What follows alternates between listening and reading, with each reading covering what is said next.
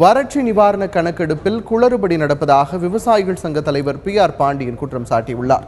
திருச்சியில் செய்தியாளர்களிடம் பேசிய அவர், பெரிய விவசாயிகளுக்கு நிவாரணம் இல்லை என்று கூறுவதை ஏற்க இயலாது என்று தெரிவித்துள்ளார்.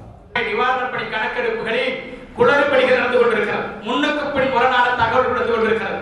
பெரிய விவசாயிகளுக்கு நிவாரணம் கிடைக்காது, வழங்கக்கூடாது என்று மத்திய அரசு சொல்லிவிட்டதாகவும், சிறு விவசாயிகளுக்கு மட்டுமே தான் நிவாரணம் வழங்கப்படும் என்றும், 5 ஏக்கருக்கு உட்பட்ட விவசாயிகளுக்கு மட்டுமான பட்டியல் மட்டுமே தயாரிக்க சொல்லி தமிழக அரசு உத்தரவிட்டிருக்கிறதாக ஒரு அறிவிப்பு வந்ததாக அதிகாரிகளாலே அன்றைக்கு அறிவிக்கப்பட்டிருக்கிறது. அது வன்மையாக கண்டிக்கத்தக்கது. ஒவ்வொரு விவசாயிகளும் நில பரப்பிற்கு ஏற்ப பாதிப்பினுடைய தன்மை உயர்ந்திருக்கிறது.